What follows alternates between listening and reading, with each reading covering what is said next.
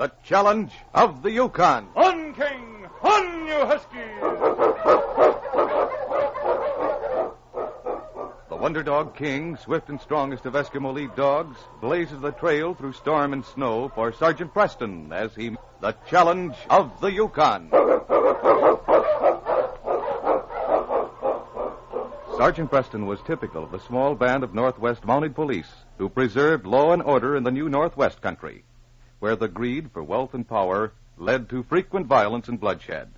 But in spite of the odds against them, Sergeant Preston and his Wonder Dog King met that challenge, and justice ruled triumphant.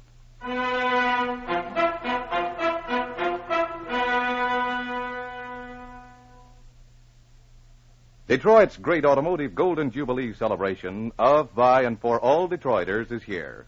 A full half-century of history on wheels is now in progress, with a nationwide recognition of the automotive industry's Golden Jubilee.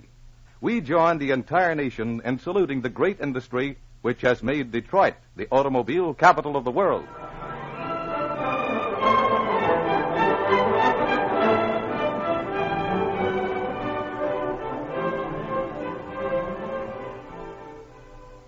Zeke Peters had lived alone for years in the wilderness of the Yukon near Bear Creek. He was a dour, silent man who had no friends and wanted none. As Sergeant Preston of the Northwest Mounted Police entered Zeke's cabin, he knew he wouldn't be welcome. Do you mind if I sit down? Help yourself. Thank you. Zeke, did you ever live in Toronto? What if I did? You have a brother living there, haven't you? Maybe. Perhaps talk more if I say I know all about you. You know all about me? You left Toronto because you were suspected of committing a crime. How did you find out? Your brother's been trying to find you for a long time, Zeke. He never stopped working to clear your name, and the real criminal's been found. My brother did that? Yes. I never wrote him. I was sure he thought I was guilty, just the way the rest of them did. Everybody thought so, but they couldn't prove it. I couldn't stand it any longer. Everybody avoiding me. Everybody suspicious of me. I hated them all. Hated the world. And that's why you lived out here alone like this. Yes, that's why I never made friends. I just worked to get money to go back and prove I wasn't guilty. Your brother did that for you. I was wrong about Jack. He must have believed in me after all. Well, now I can go back and repay him. Repay him? Nobody knows it, but I have a fortune hidden right in his cabin. I struck gold 2 years ago, and I've been working my claim ever since. Mm-hmm. I never put my gold in the bank because I didn't want anyone to know about it. A little dangerous, isn't it? Everybody thinks I'm a little crazy, I guess. Nobody ever bothered me. But now I can go home. Take $50,000 with me. 50,000? Well, don't tell anyone about it until you're safely out of here. Don't worry. I won't. Sergeant, I'm sorry I was so mean-acting when you came. That's all right, Zeke. Well, King, guess we'd better go. You going north, Sergeant? Oh, yes, I have to go up to an Indian village about 40 miles north of here. I'll be back in a few days. Good luck, Zeke.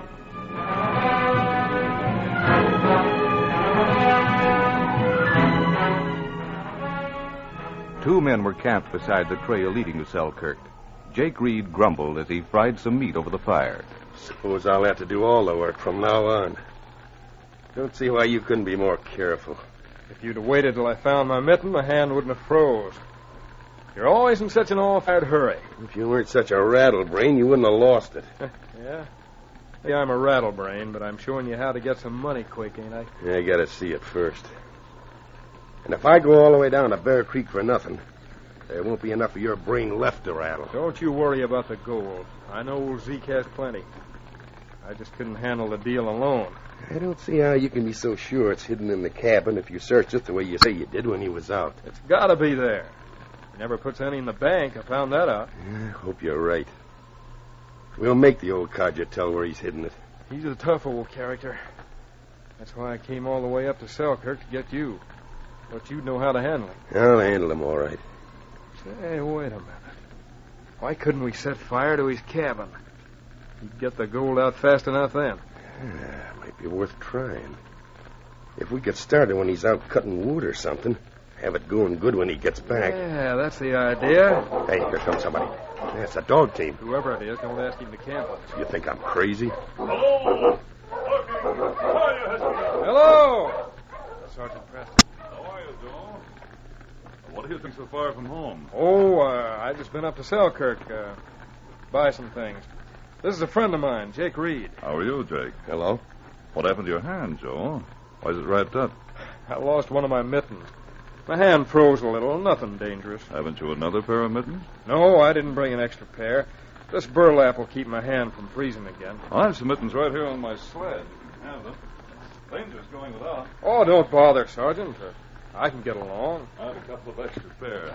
Here they are. Don't bother returning them. Well, thanks. These will be fine. I've worn them a lot, but they're warm. Don't you want to stop and have some supper with us? Well, no thanks, Joe. I'm trying to get to that Indian village this side of Selkirk by tonight. I had my supper anyway. Well, thanks again for the mittens. They'll help a lot. Bye. On, King!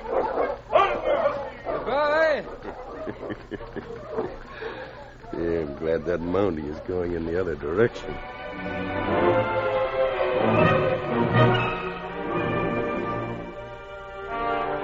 It was late the following day when Joe and Jake watched Zeke's cabin from the shelter of spruce trees nearby. There goes Zeke now. He's leaving the cabin. Maybe we better search it first before starting a fire. No use doing that. I tried it once. He's gone over the top of that hill. Is that where his claim is? Yeah, down near the creek. Come on, hurry. Yeah. Here we are. Sure, and don't start the fire near the doorway now. We want him to be able to get inside. Quit giving silly orders and help me.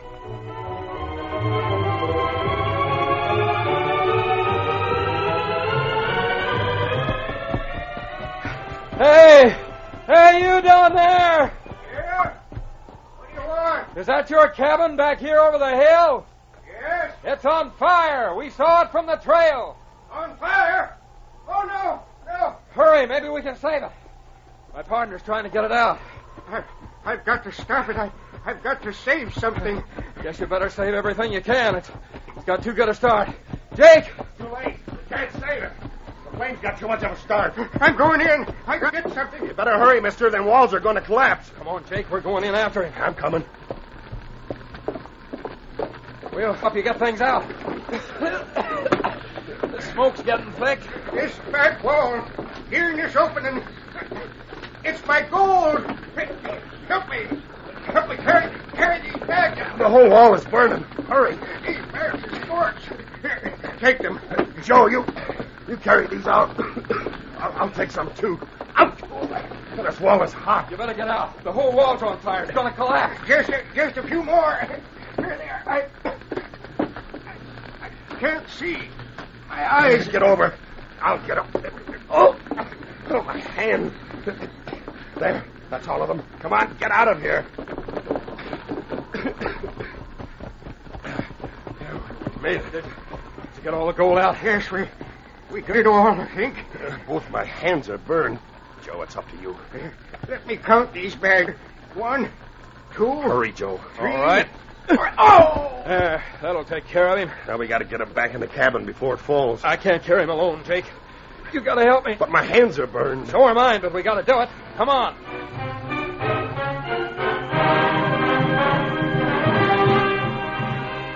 The following day, Sergeant Preston was nearing Bear Creek when Jim Travers, a trapper, hailed him on the trail. Hello, Sergeant Preston. Hooking! Hi, Huskies! Hello, Jim. How are you? Well, if you're going into town, I'll go along with you. Why, I thought I'd stop at Zeke Peters' cabin for a minute first, just off the trail here. You mean the old man who had the claim over near the creek? Yeah. Why, his cabin burned down yesterday, and he was in it. What? Yeah. I was coming home late and saw some smoke. There was nothing left of it when I got there. I covered his body with branches. Well, that's too bad. Come with me, Jim. I want to look it over. Well,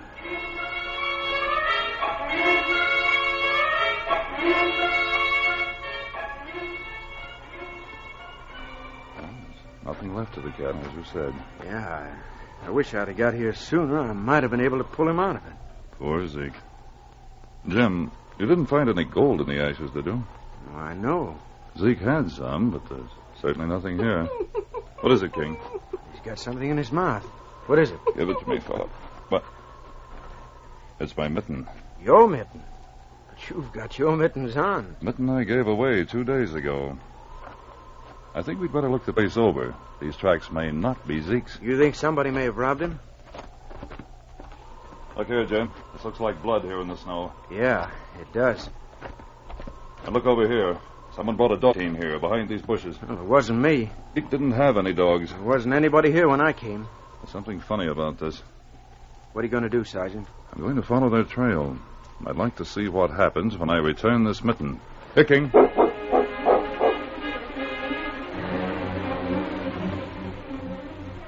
For 3 days, Sergeant Preston raced over the trail in pursuit of Jake and Joe. With his powerful lead dog, King, setting the pace, his dog team, the fastest in the North Country, covered the miles in record time. On, King! On, you huskies!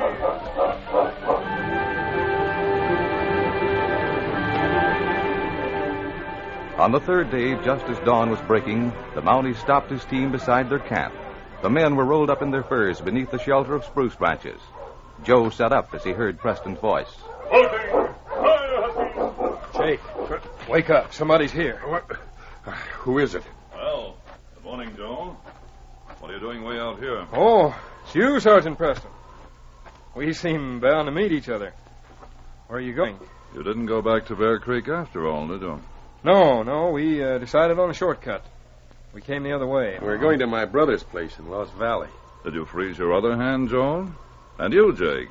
You seem to have hurt yours some way. I cut it. Better let me look at it. Might be infected. It's all right. I don't need any help. Let me see that hand. And yours too, Joe.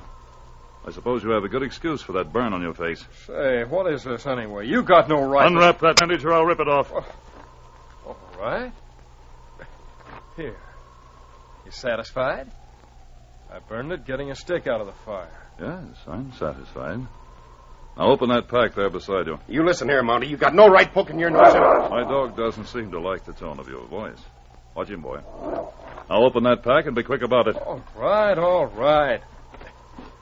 There's nothing there but some gold that Jake's taken to his brother.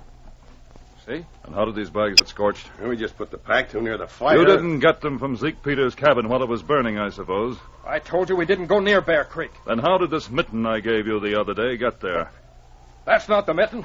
I never saw it before. You can't deny it, Joe. You rattle-brain ought to bust that thick skull. But Jake, he's got no proof My of dog anything. brought me the mitten because he knew it was mine. No use denying it, Joe. You're both under arrest. You might have got away with this if it hadn't been for King.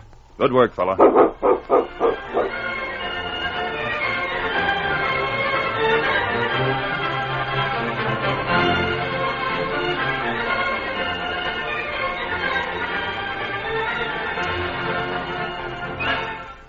Hats off to the past, coats off to the future. That's the official slogan of Detroit's great civic automotive Golden Jubilee celebration. It was just 50 years ago that the first automobile was sold to an adventurous customer. Now, just half a century later, the entire nation is paying a deserved tribute to the great industry which has led Detroit along the path of progress to become the automobile capital of the world.